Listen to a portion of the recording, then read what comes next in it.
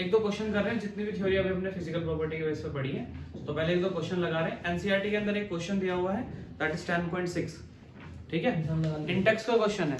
तुम कह रहे हो ना कि रटना नहीं, अब देख लो कंसेप्ट कैसे बनेगा। सो इंडेक्स का क्वेश्चन नंबर 10.6 में लिखा हुआ है, arrange each set of the compound in order of increasing boiling point. चलो तो देखो, तो ये दो क्वेश्चन है हमारे पास में, ठीक है, दो क्वेश्चन है कि फिजिकल प्रॉपर्टी का हमने जितना अभी तक पढ़ा है उसके बेस पर हमें सॉल्व करना है। तो क्वेश्चन में हमसे पूछा है कि अरेंज करना है in order of their boiling point, increasing boiling point. अब इंक्रीजिंग के खेल में आपको सबसे पहले क्या बताया गया, उन प्रॉपर्टीज को याद रखो। तो इंक्रीजिंग ऑर्डर के लिए आपको जो जो चीजें बताई गई हैं उन आपको ख्याल होना चाहिए। सबसे पहला पॉइंट बताया गया कि जितनी लंबी लॉन्ग चेन होगी कार्बन की, उतना ज्यादा उसका मेल्टिंग बॉइलिंग पॉइंट बढ़ जाएगा। दूसरा बताया कि जितनी ज्यादा ब्रांचेस कम होगी उतना बढ़ेगा, इनवर्सली काम कर रहा है। तीसरा क्या बताया गया कि जिसका जितना ज्यादा मॉलिक्यूलर मास होगा उतना ही उसका क्या है, मेल्टिंग बॉइलिंग पॉइंट बढ़ जाएगा।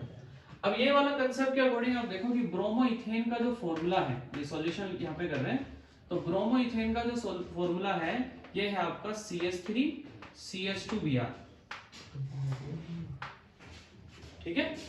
दूसरी तरफ क्या है, ब्रोमोफॉर्म, इथेन लिखा है ना, तो दो कार्बन होंगे, ब्रोमोफॉर्म का हो जाएगा CHBr3, क्लोरोमीथेन CH3Cl, और डाइब्रोमोमीथेन तो ये हो जाएगा आपका CH3, अच्छा डाइब्रोमो है तो CH2 एंड Br2, क्लियर। तो ये हो गया डाइब्रोमोमीथेन, क्लोरोमीथेन, ट्राइब्रोमोमीथेन और उसके बाद में ब्रोमोइथेन। अब ये बताओ सबकी कंपैरिजन के अकॉर्डिंग केवल इसी में कार्बन की संख्या ज्यादा है। Yes sir. अब देखो तुम्हारे पास जो तीनों के तीनों स्टेट है उसमें सबसे पहले आप लगाना कौन सा चाहोगे, ये सोचो। ये अब तुम सोच रहे हो कि भाई कार्बन की संख्या बढ़ी हुई है, लेकिन तीनों में कोई ना कोई बात होनी चाहिए ना भाई। एक अगर स्टेटमेंट किसी चीज को फॉलो करे तो बाकी के दो तीन को भी तो करनी चाहिए।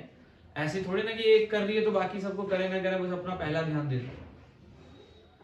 तीनों के तीनों में कॉमन पॉइंट क्या है, that is molecular mass. Branches है नहीं और मॉलिक्यूलर मास का खेल आएगा। नंबर ऑफ कार्बन कब कंपैरिजन करोगे, जब कार्बन की संख्या, ठीक है, केवल बड़ी हो और ग्रुप वही हो। समझ आई बात। मान लीजिए मैंने यहां कहा CH3 CH2Br और एक तरफ मैं कहता CH3Br, अगर मैं उससे कंपैरिजन करता हूं तो वहां कार्बन की संख्या बड़ी है, यहां कार्बन की संख्या इफेक्टिव नहीं है। समझ आई बात। अरे पहले अगर मैं कंपैरिजन के लिए इसके साथ क्वेश्चन का कंपैरिजन कर लूं तो जो आप पहला वाला रूल लगाते वो इस पे लगाते मेरे भाई। इस पे क्यों लगाते, क्योंकि एक कार्बन के साथ में एक ब्रोमीन है और यहाँ दो कार्बन के साथ ब्रोमीन है, तो ऑब्वियस है कि इसका ज्यादा फिर होता। लेकिन अब इनके कंपैरिजन में ऐसा कोई है नहीं, तो जब ऐसा है नहीं तो आपको रूल कौन सा लगाना है, मॉलिक्यूलर मास के बेस पे। हाँ, तो मॉलिक्यूलर मास के बेस पे सबसे ज्यादा मास किसका होगा। अब देखो पहले देखो ब्रोमीन का ज्यादा होता है या क्लोरीन का ज्यादा होता है, ब्रोमीन का ज्यादा होता है भाई, तो ब्रोमीन का ज्यादा होता है। अब ब्रोमीन का ज्यादा होने की वजह से जो ब्रोमीन सबसे ज्यादा है वो इसमें है, तो सबसे ज्यादा इसका होगा जाएगा।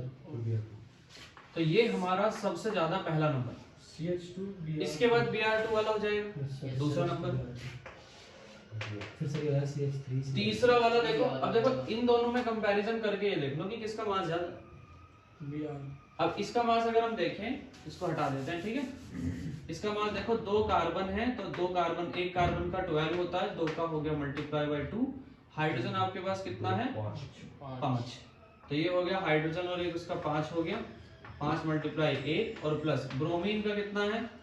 चलो ब्रोमीन का वैसे क्लोरीन से तो ज्यादा है, वो उसका 35.5 है, तो ब्रोमीन का अपने आप उसको देख के लिख लेना, ठीक है। तो यहाँ पे कितना आ जाएगा 24 और 5 27, CH3Cl को ज्यादा और प्लस ब्रोमीन हो गया। 27 में ब्रोमीन जोड़ना है आपको इधर, ठीक है। अब यहाँ पे आइए CH3Cl। अब CH3Cl में क्लोरीन के अंदर कितना होता है, एक का होता है 35.5, एक कार्बन का हो गया 12 गुना 1 और प्लस 3, तो 35 को जो उसमें आप जोड़ेंगे 12 और 3 कितने हो जाएंगे आपके 15 15 और 35 कितना हो जाएगा? 45 पॉइंट, ये हो गया 60 सॉरी 50 50.5 इसका मास है। अब देखो इसमें 15 में 35.5 जोड़ रहे हो और इसमें 27 में ब्रोमीन जोड़ रहे हो। तो इसका ही होगा। आगे कंसेप्ट समझ में? ज्यादा इसका है और इसका ज्यादा है तो इसका मतलब क्या हो गया, अपन तीसरे नंबर पे ले आएंगे और वो चौथा होगा। और ये हो गया चौथा। अरेंज करने की बात करें तो बढ़ते क्रम में अरेंज करना है, इंक्रीजिंग ऑर्डर में। तो इंक्रीजिंग ऑर्डर में सबसे कम कौन सा है? सर ये चौथा वाला, दैट इज CH3Cl। फिर उसके बाद तीसरे नंबर पे ये है अपना CH3CH2Br और फिर इसके बाद कौन सा नंबर है आपका? सेकंड, दैट इज CH2Br2 और इसके बाद क्या है आपके पास में number first, that is CHBr। ठीक है, तो समझ आ गया होगा तुम्हें कंसेप्ट क्या है। अब बताओ उसमें कोई रट्टा वाली तो खेल नहीं है। तो ये वाला क्वेश्चन क्लियर हो गया। अब आगे बढ़ रहे हैं, मैं यहाँ से थोड़ा ध्यान दे दो। तो ये वाला पॉइंट हमारा पूरा हो गया। ठीक है, नेक्स्ट अभी तुम्हारे लिए क्या है कि तुम इस वाले क्वेश्चन को ट्राई करो और इसके अंदर जो आपको स्ट्रक्चर नहीं आते वो पूछ लो। आइसोप्रोपाइल का होगा जी? हाँ, आइसोप्रोपाइल क्लोराइड क्या है, इनके स्ट्रक्चर्स के बारे में बताता हूँ। सुन लो, देखो पहले 1 क्लोरोप्रोपेन, प्रोपेन होता है 3 कार्बन वाला, 1 2 3 और एक पे क्लोरीन।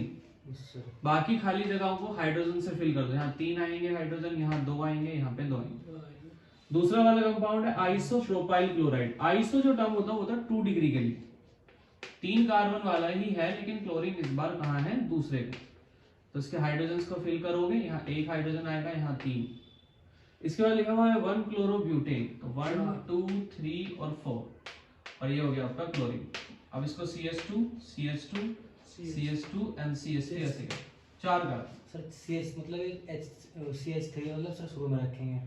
बेटे वैलेंसी का देखना, एक ऊपर एक नीचे एक साइड में 3 हो गए अच्छे। अबे वैलेंसी कितनी होती है कार्बन की? 4 होती है ना। वैलेंसी देख, एक जुड़ना होगा। तो ये क्यों देख रहा है 3? मैं क्या कह रहा हूँ, तो अपने दिमाग से पहले एक चीज निकाल के रटना है। निकाल दे। नहीं निकल रही। अगर निकल जाती तो तू सवाल नहीं पूछता, क्योंकि तूने बेहुदा सवाल पूछा कि इसमें 3 कैसे आए। इसका कोई सवाल थोड़ी है ये। H3 हो गया, अरे उससे जोड़ दो। कार्बन की कितनी वैलेंसी होती है? 4 होती है। बस साले को जहां लगाओगे उसकी वैलेंसी पूरी करने की सोचो, बस खत्म। अब तुम्हें 3 आनी है, यहाँ 2 आनी है, 1 आनी है, कैसे आनी है वो तुम्हें पता चल जाएगा अपना। बस ये देखो कार्बन को चारों तरफ से 4 से जोड़ना है, किसी 5 से मत जुड़ जाना। कैसे हो गया? समझिए 3 से जोड़ना है।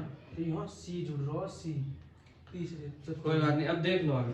तो तीनों का स्ट्रक्चर ये हो गया भाई। सुन, अरे बातें नहीं, तीनों का स्ट्रक्चर ये हो गया। अब तीनों के स्ट्रक्चर के आधार पे आपको क्या करना है कि किसका मेल्टिंग बॉइलिंग पॉइंट ज्यादा होगा ये बताना है। अब तो डायरेक्शन लगा चाहिए आपको उससे। हाँ, अब बिल्कुल लो लगेगा आपको चेन वाला। देख लो, सिंपल है, एक एक वाले हैं सारे। तो पहले सबसे नीचे वाले का बॉइलिंग पॉइंट सबसे ज्यादा हाई हो जाएगा, फिर उसके बाद ये और सबसे कम ये। ठीक है, उसका सॉल्यूशन आप लिख लो। तो यहाँ पे हमारी फिजिकल प्रॉपर्टी खत्म हो गई। नेक्स्ट हम स्टार्ट करेंगे इसके बाद, that is chemical property. Yes sir.